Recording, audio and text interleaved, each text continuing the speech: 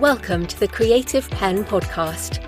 I'm Joanna Penn, thriller author and creative entrepreneur, bringing you interviews, inspiration and information on writing craft and creative business. You can find the episode show notes, your free author blueprint and lots more at thecreativepenn.com, and that's Penn with a double N. And here's the show. Hello creatives, I'm Joanna Penn, and this is episode number 821 of the podcast, and it is Saturday the 26th of July 2025 as I record this. In today's show, I'm talking to Allison Hazelden about writing and producing an audio drama, as well as the constant creator mindset and moving between different projects in an intuitive manner. It's a really encouraging discussion, so that's coming up in the interview section. In writing and publishing things, well, one of my favourite poets, and in fact favourite writers about soulful things, is David Whyte, and spelt with a Y, W-H-Y-T-E. And he is interviewed this week on David Perell's How I Write podcast. Now, yeah, they're both called David, but David Whyte is an old soul, I think, and a wise soul. Perhaps all poets are, or become so over time because of their poetry practice, I guess. And the discussion is on going deeper into our writing. And often, what you want to write lies deep inside you, but you can't articulate it as yet, and it feels like it's buried in your body somewhere. And they talk about this, and the practice of writing involves dropping below that line of discomfort, not taking the easy route. This kind of deep writing is a process of self-discovery, and true depth in writing necessitates a willingness to abandon control and confront the uncomfortable. And yes, of course, we can write for fun and pleasure and write fast and write genre books to market. That is, of course, valid. And for some people, that is a job. But if you want your writing to change your life and perhaps change someone else's, then maybe have a listen to this interview and go deeper into your writing. That's David Whyte on How I Write podcast. I also really like his audiobook. It's called Midlife and the Great Unknown. It's more of an audio program. It's available as an audiobook. So that's Midlife and the Great Unknown. And that helped me a lot when I was struggling a few years back now, and was part of my inspiration for Pilgrimage and also Writing the Shadow, which both encourage deeper writing.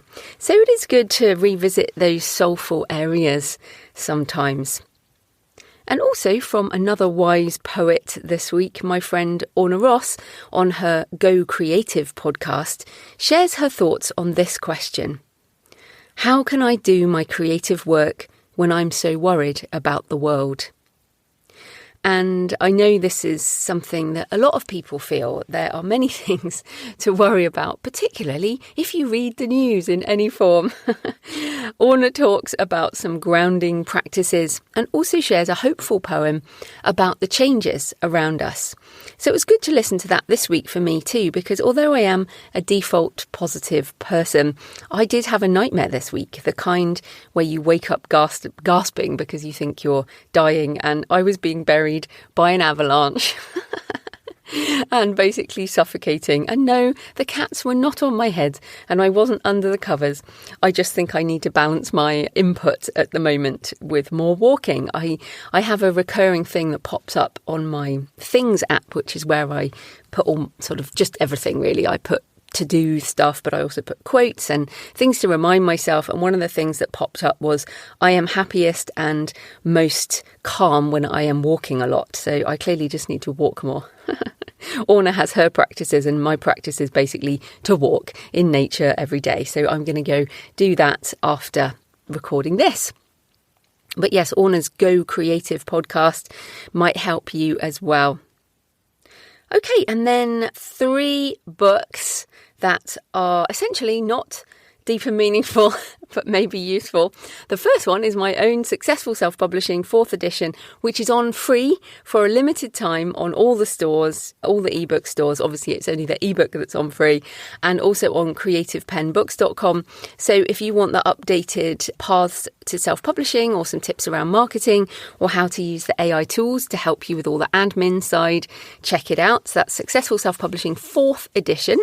All the links at thecreativeprenn.com/SSP4. So the ebook is free. It's also in audiobook and paperback. Then the next one is the 2025 edition of The Simple Path to Wealth by J.L. Collins. If you are in the FIRE community, then you will know the book, and that's Financial Independence, Retire Early. You know, not that I'm planning to retire, but I was very I'm still interested in financial independence. I've had a few episodes on this show over the years, but essentially investments and money management are a huge part of being an independent creator and thinking about your future. But if you're someone who wants to learn about money, if you're just starting out, or I bought this latest edition as well, just to revisit all the practical stuff, not just the mindset stuff, then The Simple Path to Wealth is useful. If you are not in the USA, I still think it's useful. Just use ChatGPT or something to translate the US specific things into your country's variation. For example, the Roth IRA in the US is an ISA here in the UK. So that is the type of thing you can translate into your specific situation. But as I've said many, many times, I think as authors, some people say, oh, my books are my pension. And I'm like, yeah, I'd prefer to have my pension or my superannuation being the thing that I'm building up separately, because multiple streams of income is always so important. And I know many of you have already sorted this, but if you haven't, or if you just want some reminders, The Simple Path to Wealth. Also, this week I've been reading Reshuffle, Who Wins When AI Restacks the Knowledge Economy by Sangeet Paul Chowdhury. So it's called Reshuffle. It is excellent. I would normally go quite quickly through a non-fiction book like that, but I've taken like 3 different sessions to read it because I've been taking notes, and also I have my phone and I do chat to ChatGPT about various things while I'm reading. So the book, for example, is not about the publishing industry, but it's about lots of other industries. And I will say to ChatGPT, okay, so here's a quote from this book, or here's some of my underlines. How does this apply to publishing and writing and my area, our area? And I will be putting together some thoughts on this once I've processed it myself. I'll put that in my Patreon over the next few weeks, I guess. The idea of value is tackled in it. So there are things that have great value to us personally that may not have economic value, or where economic value is diminishing. And what does that mean for our work and our meaning in the years to come? And I guess that's partly why I was revisiting poetry there and David Whyte, because poetry is usually the classic example of writing that is very valuable to individuals and can have great value to the person listening or reading it as well as the poet, but may not have great economic value, does not diminish its power or its importance in any way. But we all have to think about this. So it is just also going beyond shifting tasks to AI tools and more about systems thinking. So how will the whole ecosystem change under what's coming with AI? And of course, this week, or last week as this goes out, we had the AI action plan in the US, which is accelerating things even more. So I'm thinking about all this stuff, and I absolutely recommend this book called Reshuffle if your income depends on knowledge work. And that does not mean just writing. It is anything where you use a computer in your day-to-day work, then you are essentially a knowledge worker. So yeah. Reshuffle, Who Wins When AI Restacks the Knowledge Economy. And I've, as usual, links to everything, all the show notes. There's lots of links to everything I talk about, and you can find those at thecreativeprenn.com/podcast. So in personal news, It has been a flurry of formatting. I think is that the collective noun for formatting? A flurry of formatting. I finished the edits on The Buried and the Drowned, and this is my short story collection. Then Jane, my book designer, did the interior for the special hardback when we're including photos from my book research in various places. We also did the cover. Now I've done the images again with Midjourney for the cover, the interior art, the end papers, and the spreadges, which I learnt this week. So spreadges is the term being used for sprayed edges. If you hadn't heard that yet, it is definitely going around. So spreadges, I'm not sure I like it, but that's what's being talked about. And this time they will be patterned. So I'm really quite excited about this. This will be my first patterned sprayed edge. I've done sprayed edges before, but they've been plain colour. And I'm also going to include head and tail bands again. Now, why am I talking about the actual features of a print book? Well, we're print geeks, I think. You know, we love books for the content of the book, of course. But I think also being book geeks, it's good to know what you can do with books. And we can do everything. And I am once again including head and tail bands in black and green. Now, most books do not include head and tail bands, even most hardbacks. In fact, most of my hardbacks don't. I did include them on Blood Vintage. So if you have the Blood Vintage hardback and look on the spine, so kind of turn it sideways, and you can see it essentially adds strength to the spine, and it means the hardback has greater longevity. Of course, it does add some cost, but I think they look really cool. But more importantly, they add longevity. And what I really love about doing these special hardbacks is that there was a study done, I can't cite my source on this, but it's something like hardbacks will go through 7 pairs of hands, because if you have a beautiful hardback in your house and then you decide, okay, I don't want to keep this anymore, you'll give it to like a charity shop, or you might sell it as a yard sale or whatever, and somebody else will buy it because it's a lovely book. And so it could potentially go through 7 different pairs of hands in its lifetime. And I guess if it lasts longer, then it might go through more hands. So that's why I'm doing it. I really want these books to last and be beautiful objects. Obviously, if you like short stories, you might enjoy the content. Maybe next week I'll actually tell you about the stories. But yes, so we uploaded all the files to BookVault, and I thought this might also be useful for you because it's about timing with the Kickstarter. Now, with Kickstarter, it's not like on Amazon KDP or Kobo or Apple where you upload an ebook and it can be live within a few hours. You really do need to do proofs and all of this. Now, for a Kickstarter, I also need to figure out the cost of the book, which you only get when you upload all the files, and then the shipping costs.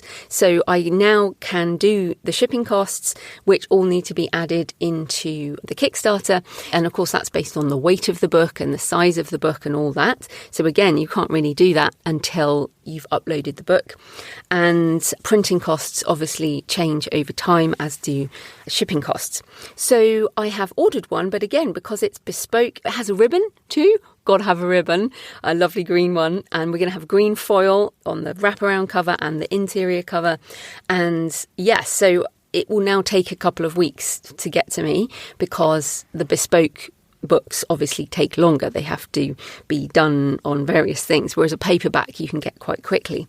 So, and I have uploaded the paperback and the large print, and then I will get those books sent to me sometime by mid-August. Then I can take the photos. So that is the other thing for the Kickstarter campaign, is I actually need the beautiful hardback in order to do the photos for the campaign and also to make the video. And so the launch for the campaign will be 1st of September. But that's why I thought I would tell you a bit about the timings on things, because some people, I mean, obviously if you're doing digital only in a Kickstarter, you don't need to do all this. But if you're doing gorgeous hardbacks or anything that's physical, then you need to allow time for ordering, for doing the marketing material and all of that. So if you're interested, you can sign up to be notified about the launch on jfpenn.com/buried. Although, let's face it, if you listen here every week, you are going to know that the launch is on. So I've also been back on my Gothic Cathedral project, reading books and writing up my notes. Also on my books and travel podcast. Andrew Zaminsky talks about stonemasonry. He is a stonemason here in England, and we geek out on Gothic cathedrals. And in the video, so there is videos on YouTube now, at JF Penn Author, and he shares his bookshelf, which is really cool. And the last episode on books and travel was with Becky Doughty, and we talked about what does it mean to come from everywhere and nowhere at the same time? How can travel shape our sense of self? And how do we find our way home when faced with unexpected grief abroad? So yes, those are the last couple of episodes on my books and travel podcast, which is quite different to this one. And it's a different side of me, I think. Just search Books and Travel Podcast wherever you're listening to this, or find the backlist at booksandtravel.page, along with articles about various places and my research trips.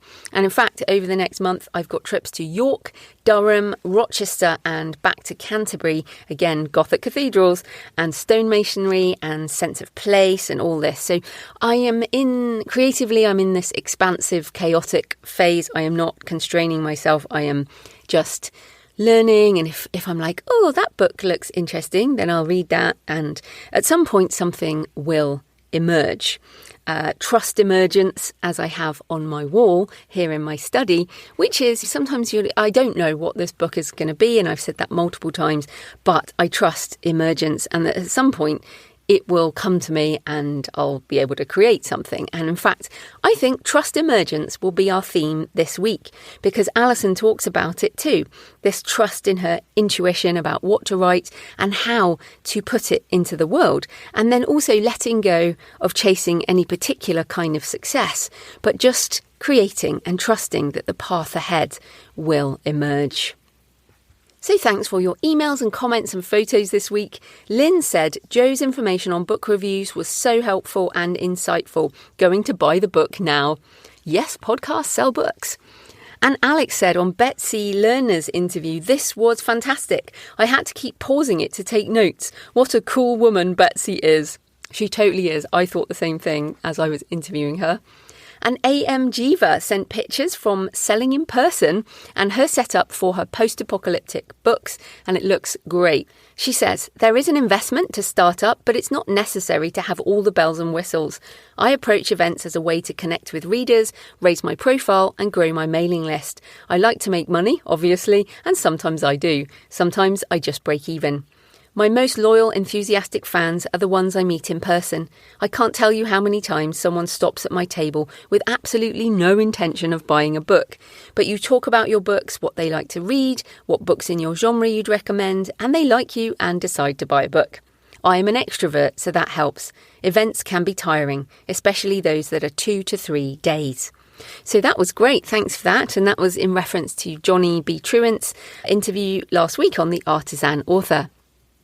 Okay, so please leave a comment on the podcast show notes at thecreativepenn.com or on the YouTube channel, or email me, send me pictures of where you're listening or your favourite cemetery or churchyard, joanna@thecreativepenn.com. I love to hear from you. It makes this more of a conversation. So this episode is sponsored by Kobo Writing Life, Kobo's free, fast and easy self-publishing platform, favoured by independent authors all over the world. And yes, including me, I've been on Kobo since the beginning. KWL was built by authors for authors, and their mission is to help you reach digital readers wherever they are, however they want to read or listen, because they do audiobooks too. Are you an indie author looking to reach readers around the world? With Kobo Writing Life, global distribution is at your fingertips. Their platform allows you to publish ebooks and audiobooks and make them available in over 190 countries. Whether your readers are in North America, Europe, Asia or anywhere else, Kobo Writing Life ensures your stories are accessible to a truly global audience. Yes, and personally I've sold more books in more countries through Kobo than anyone else. Plus, with their easy-to-use dashboard, you can track your international sales and see where your books are making an impact. Expand your reach and grow your readership with Kobo Writing Life today by visiting thecreativepenn.com/KWL. thecreativepenn.com/KWL. This type of corporate sponsorship pays for the hosting, transcription and editing, but my time in creating the show is sponsored by my community at patreon.com/thecreativepenn. Thanks to the 5 new patrons who've joined this week. Thanks to everyone who's been supporting for months and years. You're fantastic. If you join the community, you get access to all my backlist videos and audio covering writing craft and author business, as well as AI tools.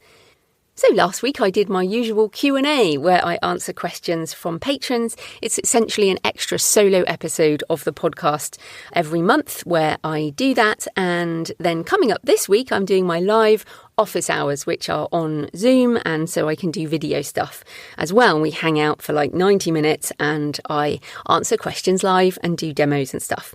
So the Patreon is a monthly subscription, the equivalent of buying me a black coffee a month or a couple of coffees if you're feeling generous. So if you get value from the show and you want more, come on over and join us at patreon.com, patreon.com/The Creative Penn. Right, let's get into the interview. Alison Haselden is an author, screenwriter and actor. Her latest project is historical fiction audio drama Wicked Dames. So welcome to the show, Alison.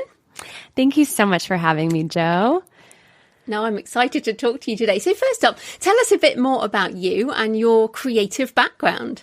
Yeah, absolutely. I have been in a creative world, I think, since the day I was born. And I'm so grateful to have had a very supportive family who realized they had absolutely no choice and that I was going to be singing and dancing and acting and putting on plays in the neighborhood, whether they wanted me to or not. But I grew up in Orlando, Florida, which has always had a bit of a pipeline between Los Angeles. You know, in the 90s, we had all the boy bands and the Mouseketeers and all of that. So there was a lot of opportunity there. I actually started working in professional acting at age 6. And I was really fortunate to be able to work and to train throughout my entire childhood in Orlando. And I was able to go to Los Angeles a bit there as well. But I was also a really avid reader and writer. Like my entire life, I just love stories and every kind of medium I could get my hands on, which is so funny that that's kind of continued into my adult life. But I did go to university for journalism and marketing, which really honed my writing skills. And kind of coming out of university, I worked in content marketing for 7 years. So that really helped me get my reps in for building writing stamina, as well as learning some of those marketing skills that now help me so much in my acting and my writing careers.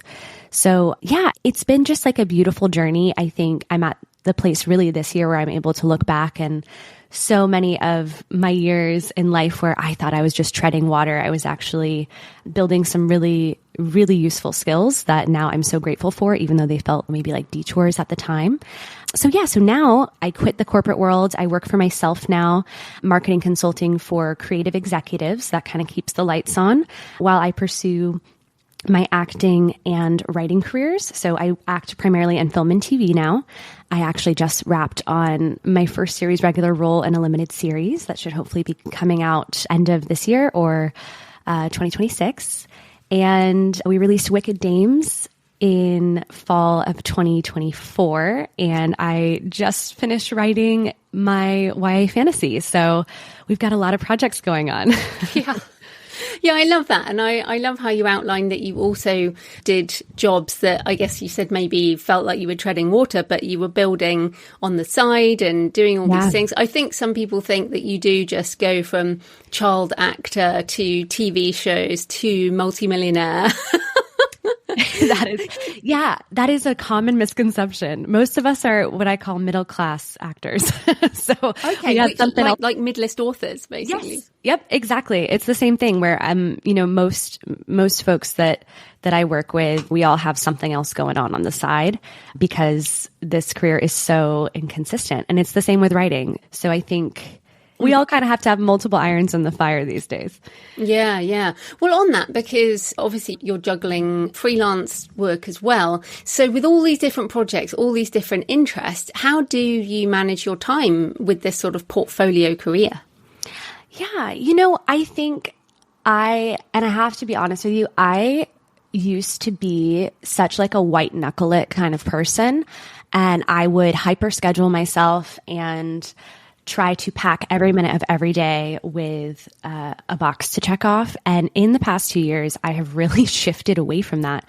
And it's weirdly worked out better than I could have ever imagined. And there's just some kind of little divine intervention there, I think. But somehow I rarely have competing deadlines, and I kind of follow my intuition in terms of what my priorities should be. If I do have a deadline on something, of course, that gets put to the top of the pile. But I've been so fortunate that it's just kind of worked out. I mean, this year, like the past 6 months even, I was focusing solely on Wicked Dames from about, let's say April 2024 through the beginning of November 2024. And then I kind of took a little break and naturally found myself, just this idea came to me, and I put my head down and wrote this whole YA fantasy I'm working on about witches in Nantucket.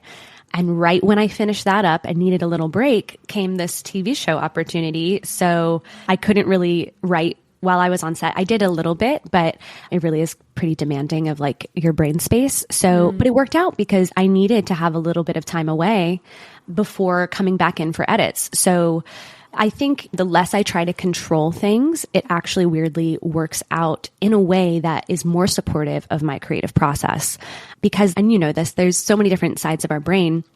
So I can't just be creatively brainstorming 24/7. You know, I kind of need to switch to the other side of my brain and do some more logistical things. So I think with the way that my energy works, and this obviously won't work for everyone because we're all different, but being able to switch out the hats kind of helps me recharge in the process, where I'm not over functioning in one way for too long at any given time. So then I'm actually excited to go back and check back in on another project.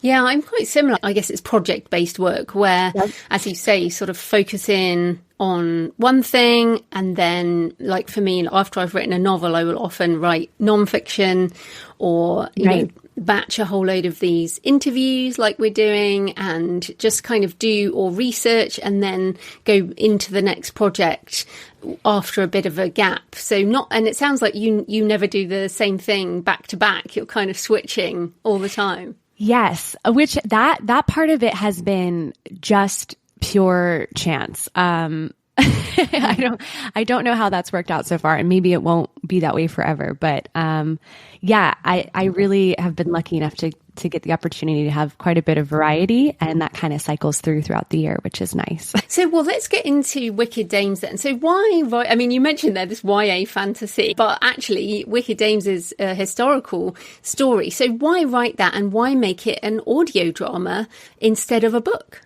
Yeah. So I think one of the things that is unique with my background is that my brain doesn't really, like, I don't sit down and say, okay, I want to write a film script, or okay, I want to write a novel. My ideas kind of download in my brain, and I really know when they come to me what format I want to lead with. So I do write almost everything in multiple forms of IP. So I'm working on 2 different books right now, and I will probably write a pilot episode or like a spec sheet for each of those books.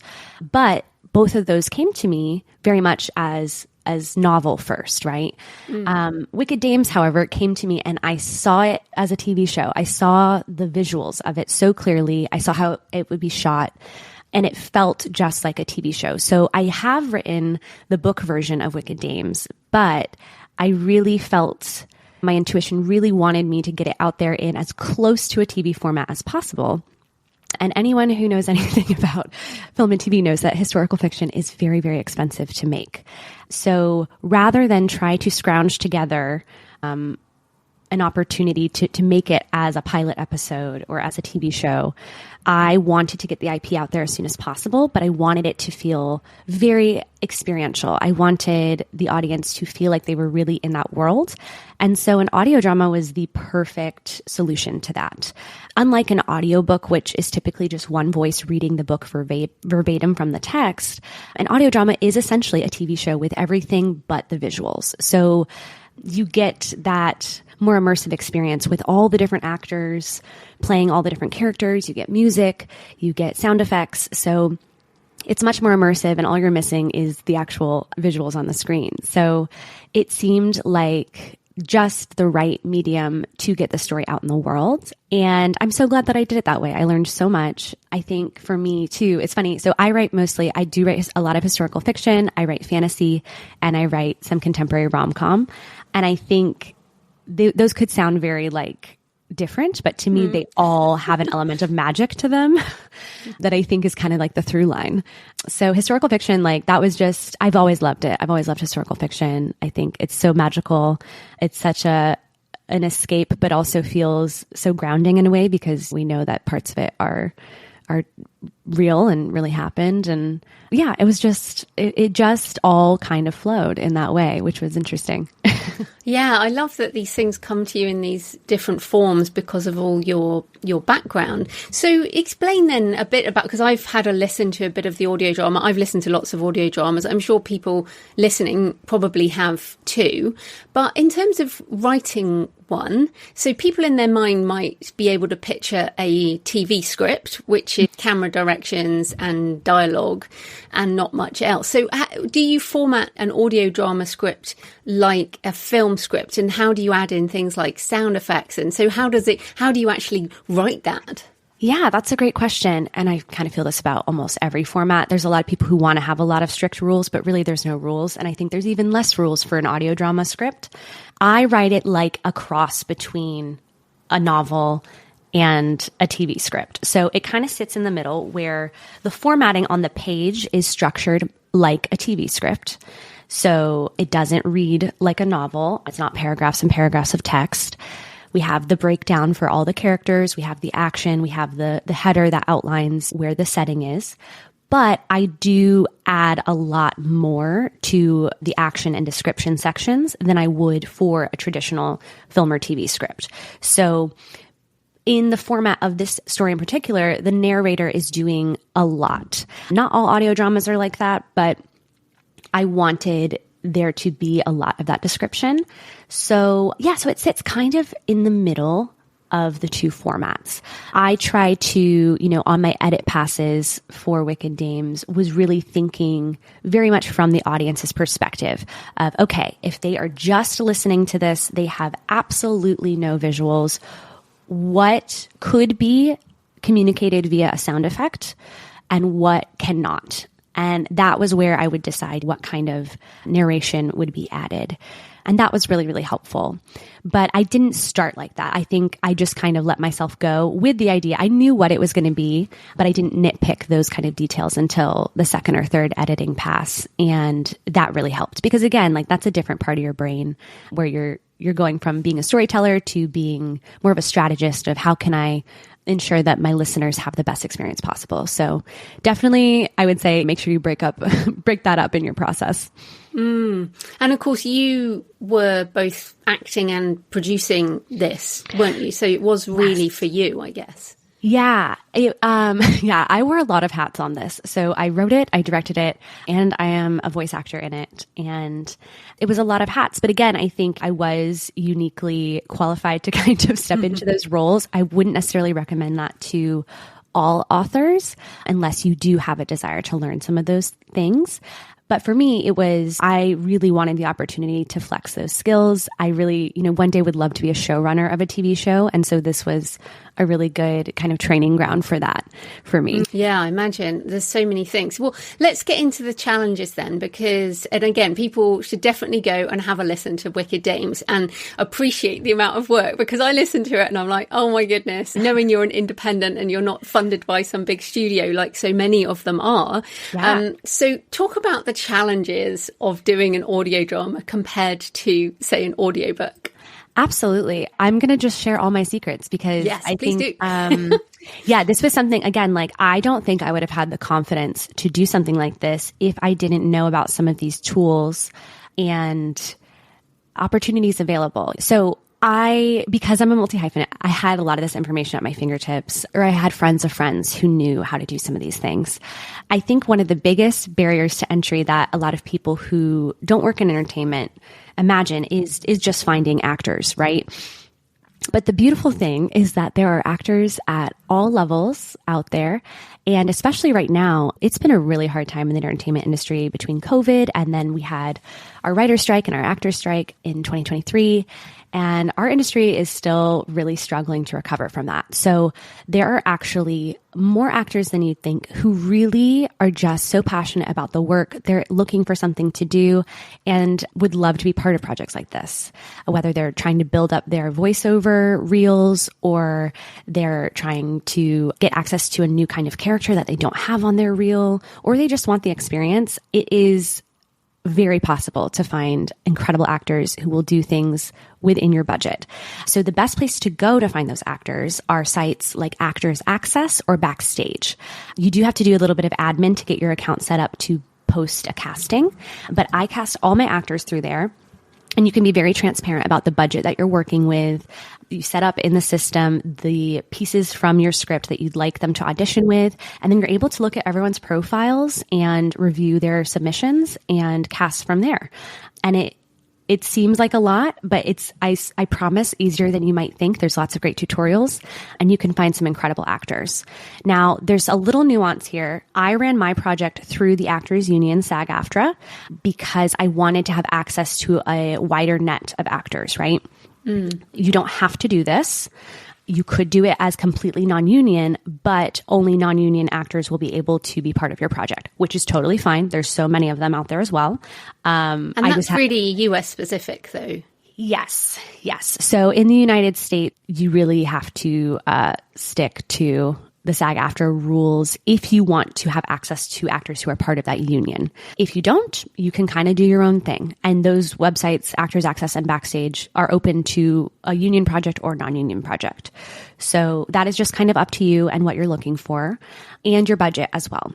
So this is where I think too, people get a little nervous about projects like this, because then we get into like the technology of it, right? So you have a few options, and this is something that you want to consider before you start casting.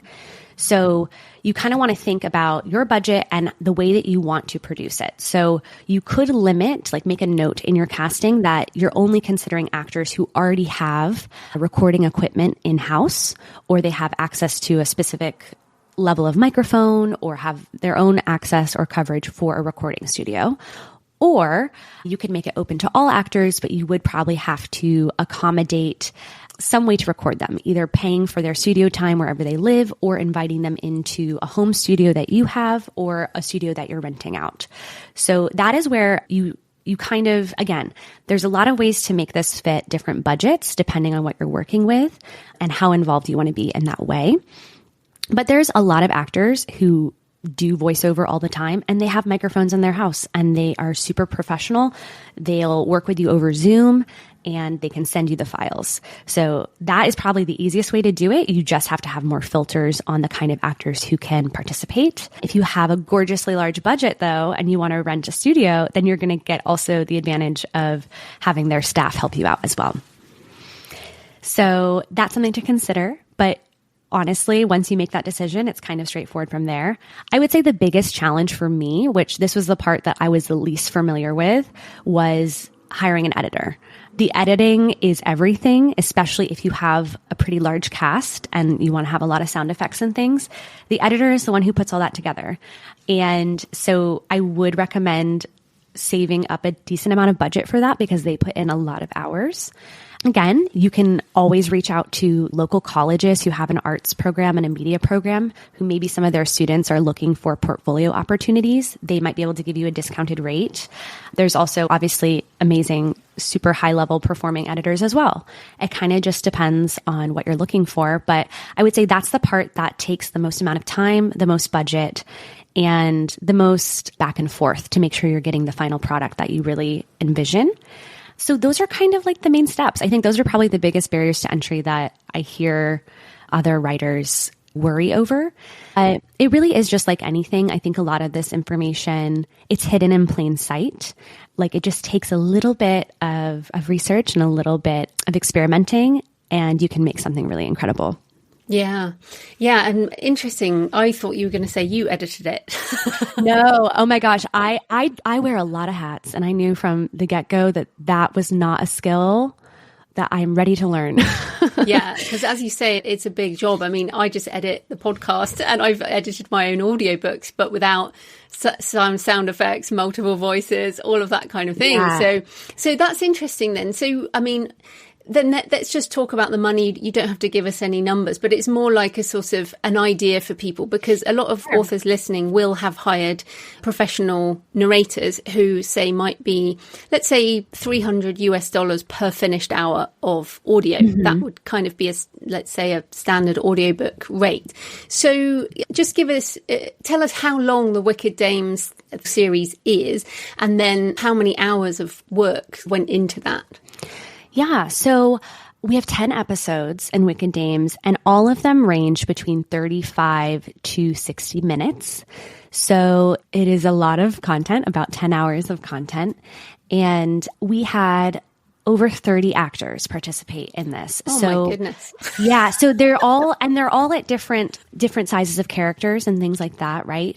So I paid my talent hourly, and I was paying talent $25 an hour. Or sometimes I would pay them per session. It just kind of depended on how much work they were doing, and we kind of figured out rates. But I did disclose, I was super upfront. I did not have a big budget, and this was a big undertaking. So I included all of my financial information for my actors upfront. I paid my editor $3,500, which was a good deal because he was looking. That sounds great.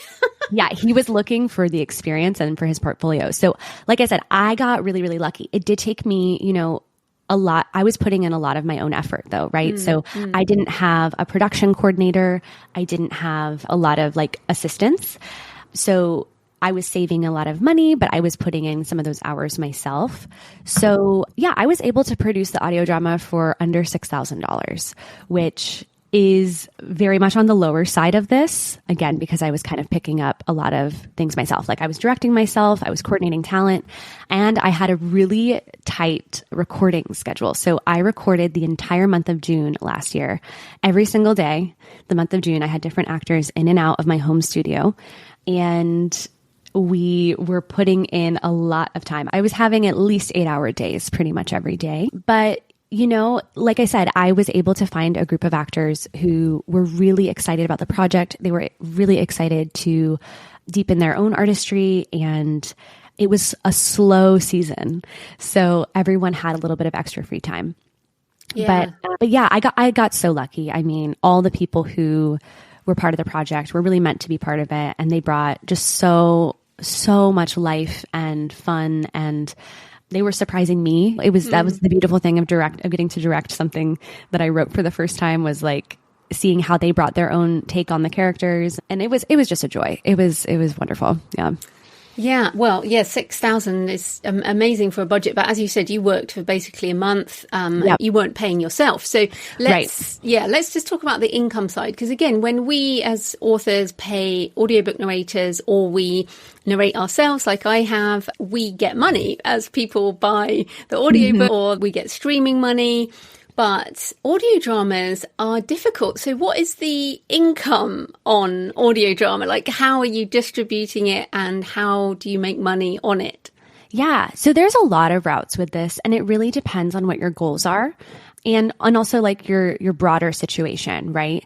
So for me, my main goal for this was to get my IP out there and to really have a strong portfolio of my work as a writer, actor, and director all in one. I wanted to hopefully break even and then start to build community around my project and my work. So those were my main goals, which are pretty low level goals, right? And I think that was helpful because it helped me to just stay curious. I am very happy to say I was able to break even, and we've been able to build a lot of community. So my TikTok grew exponentially because of this. We're up to 24,000 followers. And I knew that was going to be valuable to me down the road, because I have I'm in this for the long haul. So I knew I had other projects I was working on, knew I had other things coming out. And with the end goal to hopefully one day make this a TV show, it was more important for me to get the IP out there than it was to turn this particular audio drama into a business. However, so because of that, I chose to release it for free, right? I do have donation links in the show notes for all of the episodes for those who enjoyed the show to donate and show their appreciation for it. But if I was in a different situation, there were lots of other options there. So I could have put up a paywall, kind of like a Patreon moment or a Substack or things like that to have people get access to it, which would probably have made more money, but would have lowered the visibility overall, which for me in this situation, I wanted visibility more than I wanted financial gain in the short term.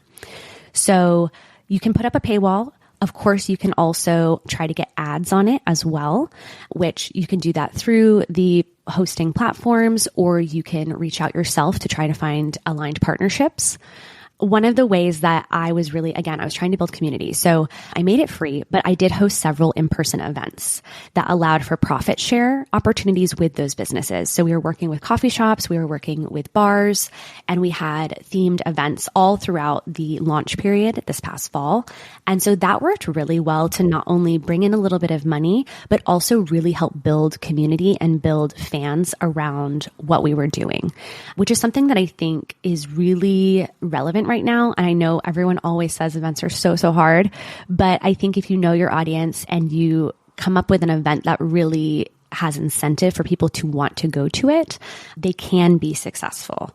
So yeah, I think especially if you have other paid offerings out there, if you're going the route I did with visibility, bringing in a lot of that traffic, especially if it's traffic that is on target for what your offers are. Even if, say, this vehicle is a free one, if you have other paid offers, you can really see a boost in those as well to kind of cross promote. Yeah, I think that's really interesting. But you did say you broke even. So was that from streaming revenue, or is that from the events and all of that kind of thing? Yeah, so that would be from the donations because we had traffic. So people were loving the show, making it all the way through, and then they would send us basically kind of like the same concept of like the Patreon and Substack. They would send us a little basically like tip if you enjoyed the show and through those events. So it was very unexpected. Like I really, like I said, my goals were so clear cut because this was like one piece in a longer puzzle for me. So it was very heartwarming to see that people just really enjoyed what they were listening to and wanted to donate to our production. No, that's great. And so what platform are you publishing from? How do people publish an audio drama? Yeah, it's the same. It's the same as any other podcast. There's so many different opportunities out there. So I just used the Spotify creators platform for this one. Obviously, I mean, there's a million these days. So you use the Spotify. And did you put it on YouTube or anything as well?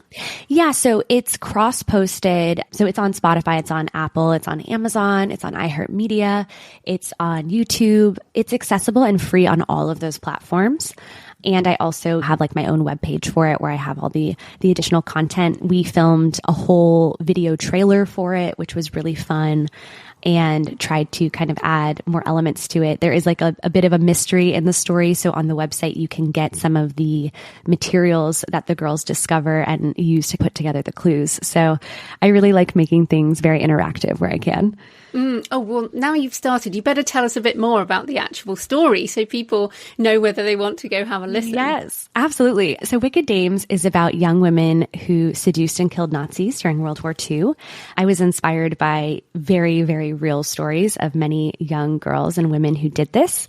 Some girls were as young as 13 years old, which is crazy to me. But they, some of them worked alone. Some of them worked with local rebel resistance groups. Some of them were working with official intelligence groups. But I had read some of these stories over years and years and years, and I thought it was crazy that no one had done anything with it. We have so many World War II stories out there, but of course, most of them are about the primary combat and all the men. And I thought it was about time someone did something with it. At the same time, my fiance's grandmother was a Holocaust survivor, and her mother really did some incredible things to keep her family alive. And so I was hearing those stories at the same time. And I think they just kind of combined together in my head, spit out Wicked Dames. So I really wanted to explore like the shades of gray, right? I think it's very easy with war stories to make it feel very cut and dry. And I think for folks, especially in a demographic like this, young women in Berlin, Germany, during this time, there were a lot of different nuances to what was going on, what their experiences were. So each of our girls comes from a bit of a different background and has their own personal challenges that lead them to working together. We have also a bit of like a serial killer moment. One of the girls in the group is a serial killer who is just benefiting from being alive during this time of war. I always thought that was, when you hear about serial killers, I'm like, when would the best time to be alive and be a serial killer is? Probably during a world war. So I thought that was kind of interesting to play with. And she's mixed in with these girls who, some of them are actually just quite innocent and trying to do what's right. And others have their own vendettas and revenge that they're out to get for. So there's a lot of layers, a lot of shades of gray, a lot of mystery that they're trying to figure out. And I think it's a pretty fun ride. I like to say it's a cross between Little Women and Peaky Blinders with a dash of Inglorious Bastards. That's great. Oh, that is so funny because I think Peaky Blinders is very violent. Yes, we have a lot of, there's a lot of action, a lot of violence in here, but the girls themselves are probably more reminiscent of the Little Women girls. That is brilliant. No, I love the concept. So you mentioned TikTok earlier and you mentioned doing events, but obviously you also come from a marketing background and marketing these things is really, really hard. So how are you marketing the audio drama? Yeah, so I definitely like to use a mix of tactics. I am not a put your eggs in all in one basket kind of gal. So digitally, we have the website, we have an email list, and of course, social media promotion on Instagram, TikTok, and YouTube and Threads. We had those in-person events. And of course, partnering with podcasts and other media outlets who wanted to chat about it. I also, though, I think my favorite thing that I did that's a little bit outside of the norm was a bit of a guerrilla marketing effort. So I ordered a bunch of bookmarks with QR codes, and I also wrote a lot of handwritten secret notes on like old looking paper, antique looking paper. And I travel a lot, and I actually have quite a few people in my family who travel a lot for work. So I kind of distributed those amongst everyone. And anytime we went to the airport, we were stuffing these in the airport bookstore books. So that was a lot of fun. Like, obviously we tried to pick relevant ones like other historical fictions or World War II texts and things, but it was kind of fun. And I would go to my local libraries here too and do that as well with those handwritten ones.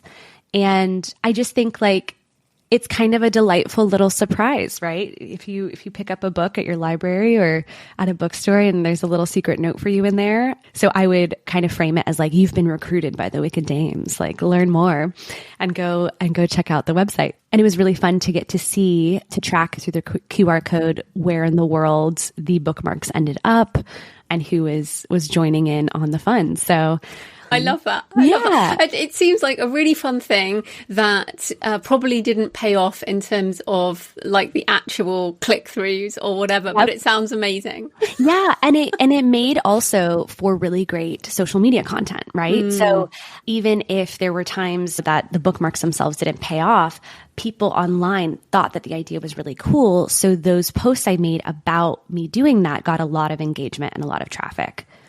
So it's all connected. Yeah, I think that is excellent. And then I guess you started by saying that you want this to be a TV show.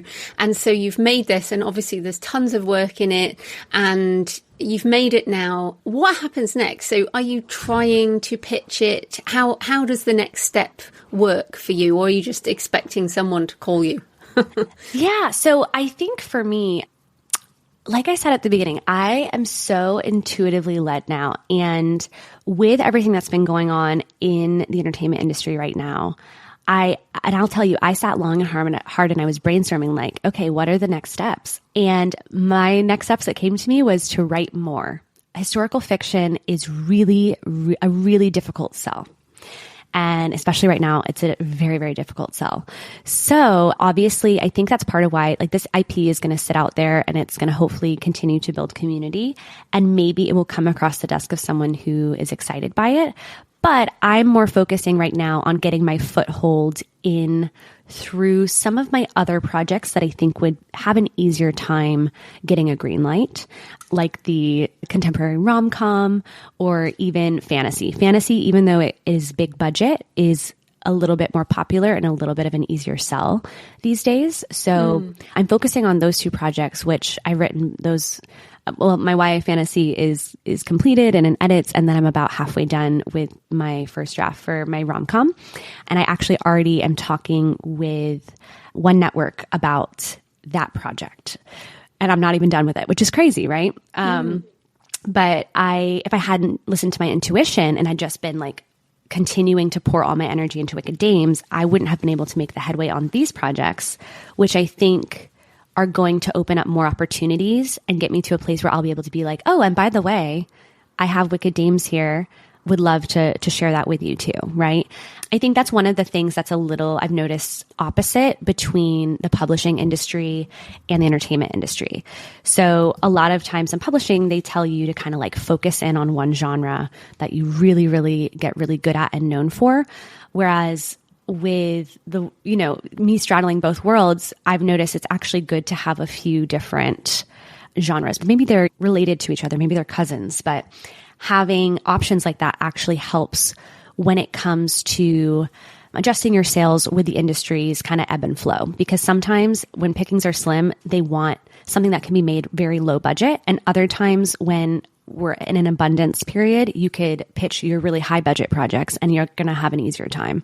So I've kind of let myself dabble in all those arenas for that reason. And I'm really glad because it just kind of keeps things flowing and moving. And in an industry that's so flaky, I think both sides are so flaky. Nothing's guaranteed, like literally until it's on the screen or until the book is in your hands, like it is, everything's up in the air. So I kind of have taken that as permission to do whatever I want. Which is great because some people get really disheartened by that and they feel like, oh, well, this project is so perfect. Why does nobody want it? I guess I'll give up. But you seem to sort of take that in your stride and just carry on creating. Do you ever get disheartened or how do you deal with that? I certainly do. I think I would be in trouble if I didn't ever get disheartened. But I think again, one of the blessings of having grown up in this world and having grown up working from such a young age is I realize truly how impersonal it is. And that can sting sometimes, but it also is freedom, right? Timing is everything. And so I think it's very easy to think that like, if something that we love doesn't take off when we want it to, that it's never going to work out. And yet there's so much evidence of the opposite. There's so much evidence of projects that we started 10 years ago. It wasn't the right timing. And then you pick it up, this year and suddenly all the pieces are in place for it to work out better than it ever could have when you first came up with the idea or when you first put it out in the world. And I've seen so much evidence of that is what I turn to when I'm having a hard day or when I'm feeling like the world is against me or I feel like I'm climbing uphill, which there are a lot of days and months and years where I have felt that way. I look at those stories from other artists, and that is really what gives me hope. I've never been a competitive person. Like I'm competitive with myself and only myself because I really believe that when we see other people's success and their journeys, like it is proof to us of what is possible. So that is always something that's really encouraging to me. And then kind of like, I feel like I've said this whole time, like I really allow myself to indulge in what genuinely lights me up creatively. I'm always happier with that work and people always like that work better too. So on the days when I'm feeling down, like I remind myself that I actually genuinely delight in the work. Like I love the process. And it's the times when we have to deal with other people, like not the creative process, all the business side of it. That's the sucky part. That's the part none of us like. So I let myself go back into my creative cave and like, that's where I recharge. So yeah. Oh, that's super encouraging. Thank you. So where can people find you and Wicked Dames and everything you do online? Yes, thank you. So all of my updates on all of the different multifaceted aspects of my career are on my website, AllisonHaselden.com, ALISONHASELDEN.com. I'm also pretty active on social media over on Instagram, TikTok, YouTube, and Threads. And that is just my name as well, Allison_Haselden. And I also have a really fun new series out on YouTube called the Showrunner Note series, where I walk through my picture of adapting popular books into TV shows or films. So if you are a fellow book and, film and media lover, that might be something fun. I love to chat with people on their ideas as well. So I'm around, would love to connect. Well, thank you so much for your time, Alison. That was great. Thank you. Thank you so much for having me. So I hope you found the discussion with Alison interesting, whether you want to create an audio drama or not. I love her enthusiasm for creating without holding on to a potential future outcome, and her trust that putting her ideas into the world will pay off somehow. Let me know what you think. Please leave a comment on the podcast show notes at thecreativepenn.com or on the YouTube channel, or email me, joanna@thecreativepenn.com. Send me pictures of where you're listening or your favourite cemetery or churchyard. Next Monday, I'm talking about researching and writing family history or genealogy with T.L. Whalen, which is a fascinating conversation, and you'll get a little insight into my family history as well. In the meantime, happy writing, and I'll see you next time. Thanks for listening today. I hope you found it helpful. You can find the backlist episodes and show notes at thecreativepenn.com/podcast. And you can get your free author blueprint at thecreativepenn.com/blueprint. If you'd like to connect, you can find me on Facebook and X at The Creative Penn, or on Instagram and Facebook at JFPennAuthor. Happy writing, and I'll see you next time.